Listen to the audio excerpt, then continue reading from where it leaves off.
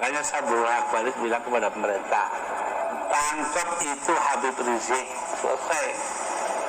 Bolak-balik ya dia lagi. Jadi kalian jangan ngelunjak. Kalau tidak ada NU, kalian tidak ada apa-apanya. Tidak akan ada orang yang menghargai Anda di Indonesia ini. Karena jelas habaib-habaib itu hanya ada di Indonesia. Kalau di Timur Tengah sana mana ada istilah Habib? Tidak ada itu.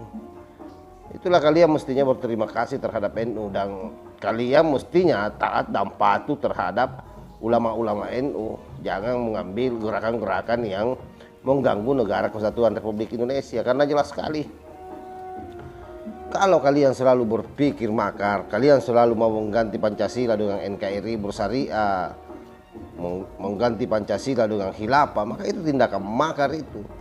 Dan sama saja Anda melakukan pembangkangan terhadap ulama-ulama NU. Kenapa? Karena ulama-ulama NU tidak ada yang pernah mengajarkan kita bugot terhadap negara. Yang waras tidak boleh mengalah terhadap mereka para pencuri agama yang menjadikan agama sebagai alat politik.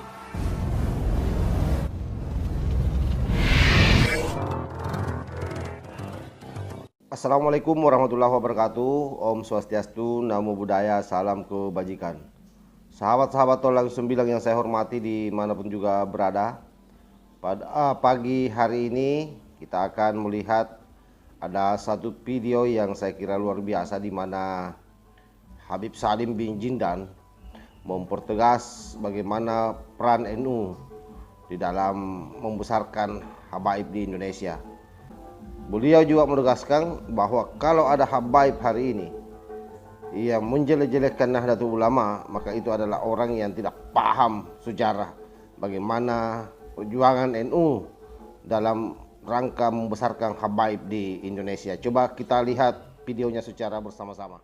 Saya kasih tahu, wahai pencinta Nahdlatul Ulama, wahai pencinta Rasulullah, wahai pencinta Ahlul Bait Nabi Yuna Muhammad, wabil khusus kami WNI Keturunan Arab dari golongan habaib berhutang budi sama Mbah Wahab.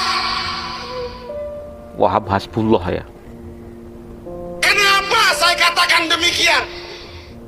Tidak ada seorang kiai, tidak ada seorang pejabat tak kala itu Mbah Wahab di parlemen.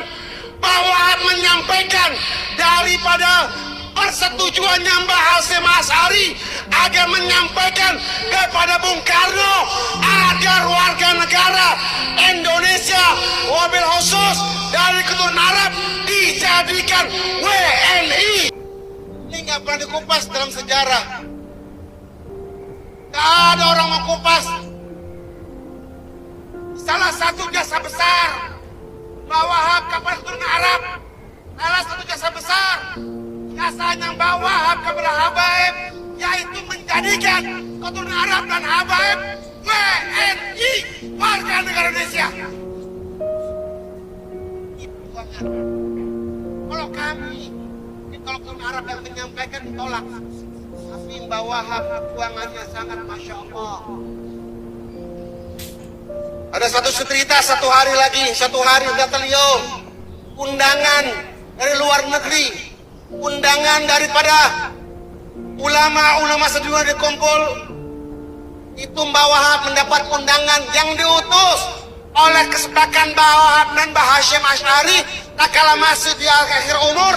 Langsung Mbah Wahab membawa surat ini kepada Habib Salim bin Ahmad bin Jindan.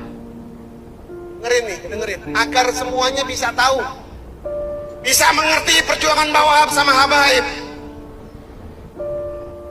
Diutuslah Mbah Wahab agar menghadap kepada Habib Salim bin Ahmad bin Jindan. Kita flashback ke belakang. Kenapa Mbah Wahab bisa dekat dengan Habib Salim bin Ahmad bin Jindan?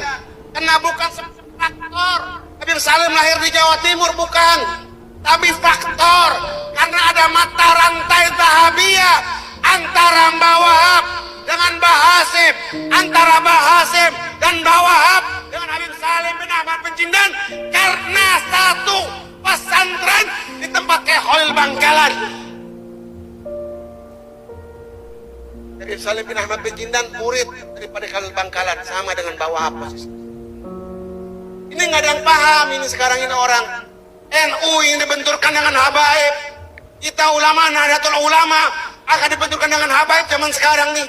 Di fakta sejarah kita akan buka. Tarik sejarah. Tiro sejarah. Kita pelajari agar ada hikmah di balik ini semuanya. Oke sahabat, kita sudah lihat bagaimana penjelasan singkat dari Habib Salim bin Jindan yang memberikan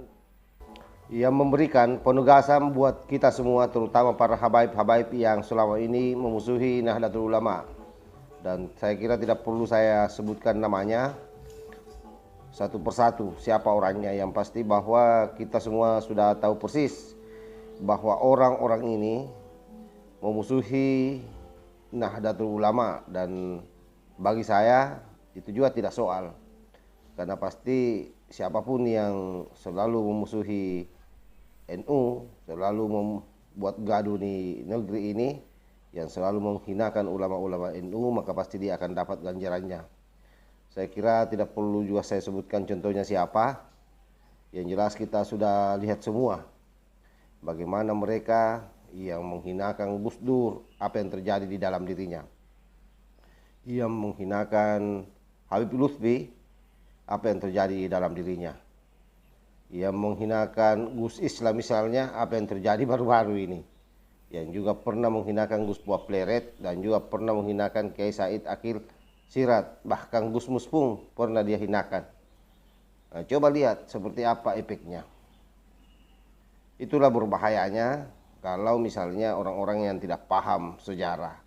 Kenapa akan gampang menyalahkan orang lain, ataupun sejarah dia pahami tapi memang hatinya sudah beku, hatinya sudah diselimuti kebencian yang dalam. Akhirnya apa yang terjadi?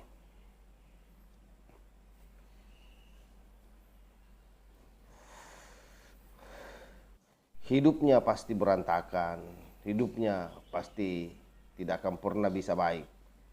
Nah, orang-orang ini jelas siapa yang saya sebutkan ini. Sekali lagi tidak perlu menyebut nama, yang pasti sahabat-sahabat semua sudah tahu. Kira-kira kalau saya bicara seperti itu siapa yang saya maksudkan?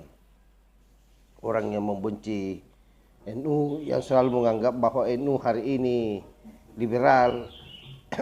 Banyak banser yang menjadi banyak banser dari anak-anak PKI yang menyusup masuk menjadi banser. Nah, coba siapa mereka itu? Itulah diantara mereka itu. Padahal sebenarnya kalau kita lihat sejarahnya, saya kira jelas tidak akan ada penghormatan terhadap habaib di Indonesia ini kalau tidak ada yang namanya orang NU. Siapa orang NU itu? Salah satunya adalah perjuangannya yang sangat konkret, pendiri Banser Ansor, yaitu Kiai Wahab Hasbullah.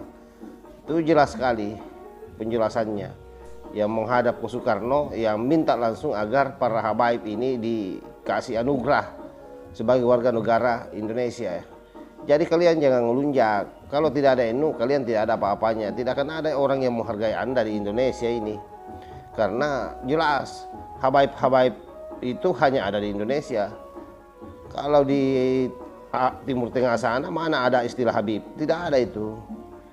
Itulah kalian mestinya berterima kasih terhadap NU, dan kalian mestinya taat dan patuh terhadap ulama-ulama NU. Jangan mengambil gerakan-gerakan yang mengganggu negara kesatuan Republik Indonesia, karena jelas sekali kalau kalian selalu berpikir makar, kalian selalu mau mengganti Pancasila dengan NKRI bersyariah, mengganti Pancasila dengan khilafah, maka itu tindakan makar itu.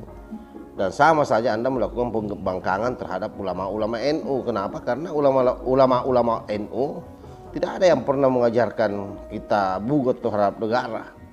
Oke, saya kira itu yang saya sampaikan. Wallahul muwaffiq ila aqwamit thoriq. Wassalamualaikum warahmatullahi wabarakatuh. NKRI harga mati, Nusantara milik kita.